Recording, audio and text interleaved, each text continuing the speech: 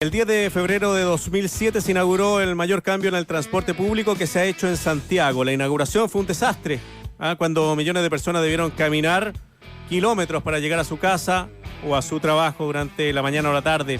10 años después, el Transantiago sigue ajustándose, pero ya se ganó una mala imagen. Bueno, para trabajar en eso, para cambiar esa imagen, para mejorar la calidad, la investigadora del Sistema Complejo de Ingeniería, el ICI, Marcela Munizaga, creó un software llamado ADATRAP, que significa Análisis de Datos de Transporte Público, que permite monitorear la operación del Transantiago utilizando información de elementos como la tarjeta VIP o el GPS de los buses. ¿Esto en qué puede utilizarse? Información precisa, de buena calidad y también bajar el costo del transporte público. Estamos acá con Marcela Munizaga, ella es ingeniera académica de la Universidad de Chile y por supuesto investigadora del Sistema Complejo de Ingeniería, el ICI. Marcela, bienvenida, ¿cómo estás? Muchas gracias, muy bien. Bueno, Marcela, ¿por qué indagar o por qué investigar el tema del transporte público? Bueno, yo soy ingeniero civil, especialista en modelación de demanda de transporte, así que el transporte público mueve 1/3 de los viajes diariamente. Es muy importante para el funcionamiento de nuestras ciudades, que el sistema de transporte público funcione bien. ¿Cuál es la evaluación que haces tú como experta en el tema del transporte público del sistema de Transantiago, dejando los clichés de lado, que las micro amarillas eran mejores, porque parece que a la prensa lo único que le importa, creo yo, destacar cómo funcionan las micro amarillas, y los que anduvimos en micro amarillas sabemos que el funcionamiento no era el perfecto, que moría mucha gente, porque había que tomar en tercera fila las micro, las competencias. Bueno, pero ¿cuál es el análisis que haces tú del Transantiago actual, al año 2017? Mira, la verdad es que nuestro sistema de transporte público no es tan malo. Hay una visión un poquito sesgada. Tú sabes que una de las cosas que se ha observado es que los no usuarios hacen una peor evaluación que los usuarios. O sea, la gente que lo usa, hay mucha gente a la cual el sistema le sirve y le funciona bien.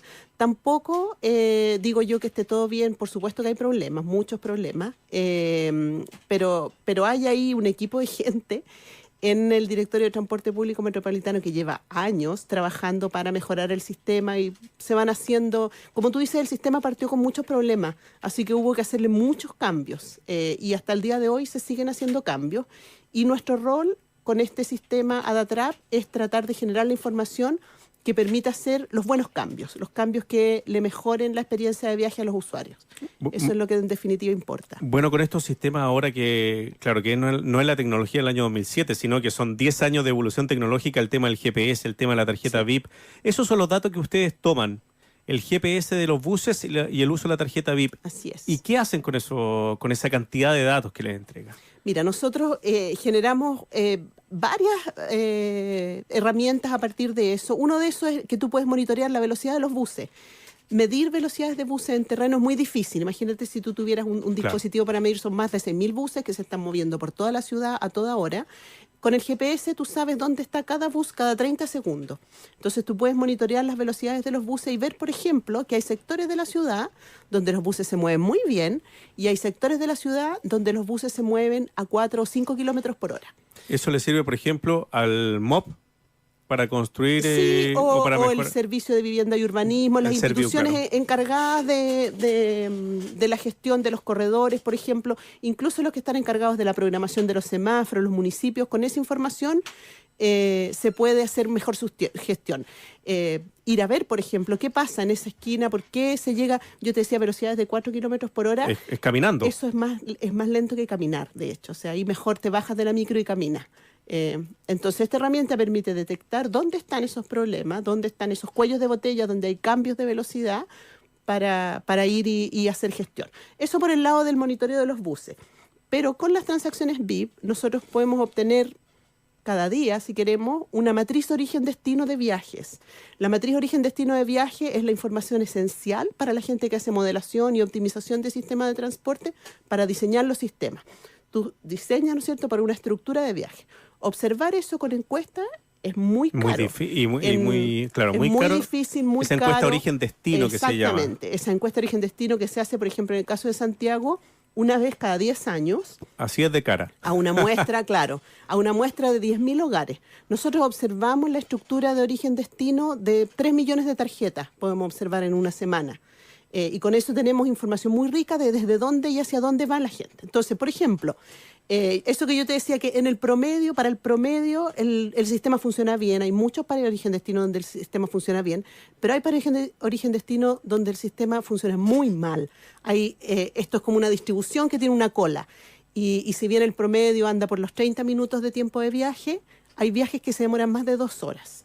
Y hay viajes que son combinaciones que tú tienes que tomar 2 y 3 servicios. Entonces, con esta información tú puedes identificar dónde están esas colas, dónde están esos viajes de más de 2 horas, dónde están las mayores demoras, dónde están los usuarios que tienen que hacer muchos transbordos. Entonces te permite modificar la estructura de recorrido. Por ejemplo, si tú ves en un lugar que hay un montón de usuarios que hacen el mismo transbordo todos los días, tú puedes cambiar esos 2 servicios por un servicio directo que les sirve mejor a esos usuarios. Y para esos que se demoran más de 2 horas, ponerle, por ejemplo, un servicio expreso, que se salte un montón de paraderos y que los lleve más rápidamente a su destino. ¿Esta información ustedes la comparten con la autoridad? Sí, claro. Nosotros, como te decía, desarrollamos este software y este software está ahora instalado en el Directorio de Transporte Público Metropolitano. Y ellos todos los días están mirando los datos que salen de ahí y ver cómo pueden mejorar las distintas componentes del sistema, porque este es un sistema muy complejo. La gente se imagina que es muy simple esto del transporte público. Yo me acuerdo cuando yo elegí estudiar transporte, mis compañeros de otras especialidades se reían de mí, que era estudiar las micro y los taxis. Pero la verdad es que es ingeniería, a ponerse a estudiar micro y taxi. La verdad es que es súper complejo porque es un sistema que está distribuido en el tiempo y en el espacio. Entonces, por ejemplo, una de las cosas que se han hecho recientemente es la programación e itinerario de los servicios nocturnos, que tú puedas saber a qué hora va a pasar la micro en el periodo nocturno. La gente siempre habla acá de la programación e itinerario. La verdad es que esto de saber a qué hora va a pasar la micro, que hay un letrero en el paradero que te diga a qué hora va a pasar la micro, tiene sentido en los servicios de baja frecuencia. No tiene sentido en los servicios de alta frecuencia como los que tenemos nosotros durante el día. Porque si pasa una micro cada 5 minutos, una micro cada 10 minutos, tú no necesitas saber a qué hora exactamente va a pasar la micro porque sale al paradero. Pero en la noche, donde tú puedes tener, no sé, una micro cada 1 hora o una micro cada 2 horas, incluso tú podrías tener una micro cada 4 horas. Pero tú sabes que hay una micro a las 12 de la noche y otra a las 4 de la mañana. Entonces, porque ahí no hay problema de tránsito, ¿cierto? No hay problema de tránsito, por lo tanto se puede mantener la velocidad y tú puedes cumplir con ese itinerario y para ti como usuario te mejora mucho la calidad de tu experiencia, porque en vez de estar esperando en promedio 2 horas y no saber cuándo va a llegar la micro, tú te puedes ir al paradero un poquito antes del horario en el que va a pasar y estás seguro de que va a pasar tu bus. Ya, y eso se va midiendo segundo a segundo con el GPS del bus. Sí. Eso se podría... Y bueno, hay aplicaciones que finalmente están usando esa información. De hecho, nosotros mismos con nuestros estudiantes desarrollamos una aplicación. ¿Y cómo se llama? La nuestra se llama Transap. Mis estudiantes estaban muy motivados tenemos estos datos que son fantásticos y qué sé yo, ¿cómo podemos hacer algo que vaya directamente a mejorar la calidad de vida del usuario, del que está esperando la micro? Así que ahí tenemos una aplicación que usa la información de los GPS de los buses y permite también hacer reclamos y compartir datos de tu experiencia de viaje que después nosotros lo compartimos con los demás usuarios. Se llama Transap. Transap. Estamos conversando con la ingeniera Marcela Munizaga, ingeniera en transporte, su mención en transporte, profesora de la Universidad de Chile, investigadora también del Sistema Complejo de Ingeniería. Tú hablabas, Marcela, de personas que demoran 2 horas en el trayecto entre el lugar origen-destino. Ese origen-destino es ida y origen-destino-vuelta. O sea, en su vida pierden 4 horas movilizándose. Cuando te encuentras con eso, con ese dato, ¿cómo se puede mejorar la velocidad de ese bus? O como decías tú, pones un bus expreso, cambias el recorrido. El ministro Gómez Lobo ayer o anteayer dio señales de nueva línea de buses. ¿Apuntan a eso con ese dato también? La verdad es que ese tipo de modificaciones se hacen todos los días. El tipo de cosas que tú puedes hacer es, por ejemplo, servicio expreso. Ahora, ¿qué es lo que pasa? Que esas como colas de la distribución que te decía yo son muy poco frecuentes, entonces son poquitos usuarios. Entonces ahí tienes que planificarlo bien para esos usuarios que tienen esa calidad de vida tan mala, digamos, como consecuencia del sistema de transporte, que puedan hacerlo en un tiempo más razonable. Pero es todo un sistema complejo, por eso que nosotros lo estudiamos, porque hay temas ahí también de costos, hay un montón de variables en juego. Ahora, esta información que nosotros generamos te permite saber cuántos usuarios son, no sé, por los que van desde el fondo de Maipú hasta el último rincón de la dehesa, que son estos que se demoran más de 2 horas, claro, por darte algún ejemplo, o del fondo de Quilicura.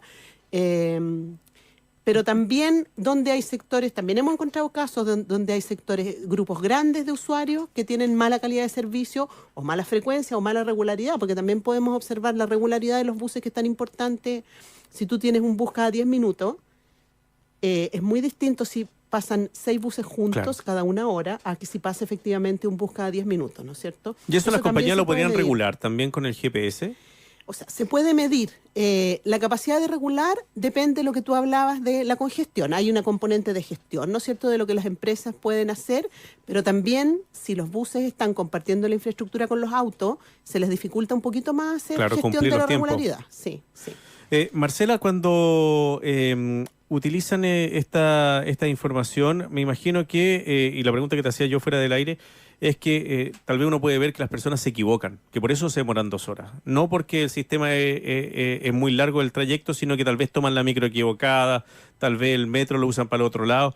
¿Qué han podido analizar? ¿Es racional el uso del medio de transporte en los santiaguinos? Mira, nosotros llevamos varios años ya estudiando estos datos con mucho detalle, con mucha precisión, haciendo también encuestas, complementando con otros tipos de información, y la verdad es que la gran mayoría de las veces los usuarios no se equivocan.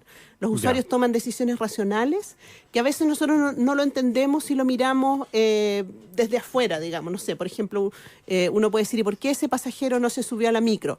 Bueno, a veces hay pasajeros que hacen cola para irse sentados, porque para ellos su calidad de vida es mejor, tienen que hacer un viaje largo, su percepción del tiempo es mejor si es que realizan ese viaje sentado. Entonces, hay una racionalidad detrás, que si tú lo miras con una mirada demasiado simplista, a lo mejor no la vas a entender, pero casi siempre hay una racionalidad detrás. Lo otro que me contabas es que hay personas que toman el metro hacia el otro lado de donde van. Exactamente. Toman el metro hacia el otro lado porque así pueden llegar a una estación donde el metro va más vacío y se pueden ir sentados y a veces subirse al metro. A veces cuando a ti te toca subirte en una estación donde el metro viene lleno, tienes que dejar pasar 3 o 4 carros antes de poder subirte.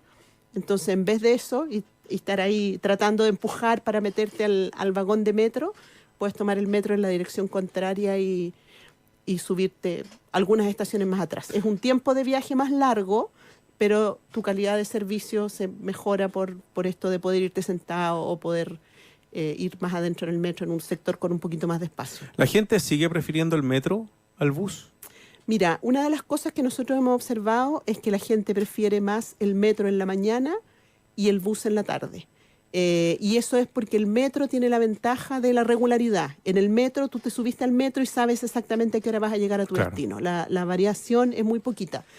El bus, en general la gente lo prefiere porque, no sé, pues se va mirando hacia afuera, es un ambiente un poco más grato, pero... se demora más.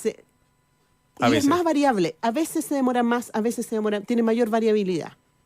Y eso también tiene que ver con lo que pasa en la superficie, porque los buses comparten infraestructura con los autos, con los taxis, las bicicletas, etcétera. Es interesante eso. ¿Ustedes también analizan, por ejemplo, el tamaño de los buses? O sea, saben que el GPS de este es un oruga, que se demora más, este uno más chico, y eso sirve también para incentivar la compra de las empresas de cierto tipo de bus y no de otro. Sí, nosotros podemos observar el efecto en las velocidades de los buses del tamaño de bus, porque cada patente tiene asociado en las bases de datos que nosotros tenemos el tipo de bus, sabemos si tiene, no sé, filtro, qué tipo de norma de emisión tiene. Tú puedes analizar, la verdad es que la información es muy detallada.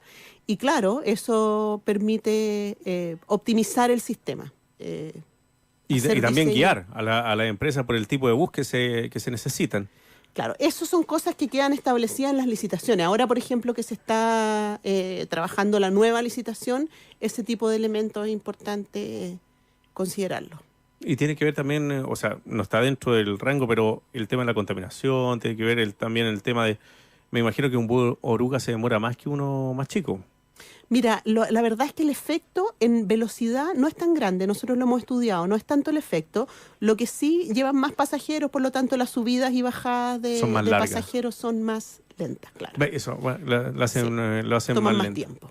Entonces, Transap es la aplicación que ustedes crearon. Con esto, finalmente, que toma el GPS del bus, te puede indicar la hora que va a llegar y, bueno, para salir, como dices tú, en la noche, que es donde más puede servir este servicio. Claro. Porque no hay tanto auto ahí. Ajá.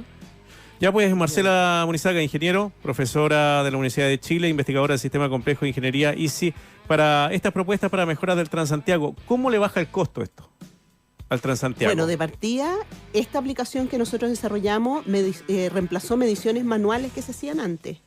Antes de que nosotros desarrolláramos esta herramienta, se hacía una medición en 50 pares de origen-destino, una medición que se llamaba el termómetro, el tiempo de viaje. Cada una de esas mediciones costaba 50 millones de pesos y ahora no se hace ninguna. Al principio se redujo la frecuencia, ¿no es cierto? Ahora ya no se hace ninguna. El metro hacía una gran encuesta origen-destino todos los años de 300.000 observaciones. Gracias a esta información ya no la van a hacer o la van a hacer con menor frecuencia. Así que esa es una primera componente. ¿Ya? Y por otro lado, cuando tú tienes mejores datos, tomas mejores decisiones y eso le ahorra costos al sistema. ¿Tiempo promedio de viaje en Santiago? Anda por ahí por los 30 minutos. Por un viaje. Es poco para las distancias que se recorren. Así es, lo que pasa es que no todos los viajes son tan largos y no todos los viajes son en condiciones tan lentas. Y lo que yo te decía, hay una gran cantidad de viajes que se realizan en menos de 30 minutos. ¿Son muchos estos 6.000 buses los necesarios? ¿Debería haber más? ¿Debería haber menos? Como ingeniera, ¿cuál es su cálculo? A ver, nosotros no hemos hecho ese cálculo y yo creo que es súper importante rehacer ese cálculo. Cuando se diseñó originalmente el sistema, se diseñó con unos supuestos que hoy día no se cumplen. De partida se diseñó sin subsidio y hoy día hay subsidio. Entonces, a mí me parece que estamos en un momento ahora en que habría que rehacer ese gran diseño del sistema que implica cuál es el tamaño óptimo de flota, eso que tú me dices. ¿Tendría que ser mayor? ¿Por la cantidad de gente? ¿Por la distancia? Yo sospecho que si consideramos todos los factores nos va a dar un tamaño de flota un poquito mayor. Un poquito mayor. Y EFE tiene grandes proyectos de trenes de cercanía. Sí. Desde Colina, desde Melipilla. ¿Ayudaría mucho tener trenes de cercanía a la gente? Lo que pasa es que EFE sirve a otros usuarios. Por cierto que va a ayudar a la gente que vive en las comunas periféricas. Claro, más que son alejadas, las que se pegan el pique de 2 horas. Lo que pasa es que esos usuarios que va a servir EFE no están cubiertos por Transantiago, porque Transantiago no llega, no sé, pues, a San Bernardo, a Rancagua, a esos sectores, a Melipilla, a los sectores más alejados. Probablemente no, porque estos que te digo yo que se demoran 2 horas son usuarios que tienen dentro de la ciudad una ruta muy intrincada, claro. Ya pues, Marcela, como siempre, muchas gracias por venir y que te vaya muy bien. Muchas gracias a ti. Son las 7 de la tarde, 25 minutos. Vamos con la música. Escuchamos a Iron Maiden acá en Futuro, la radio del rock.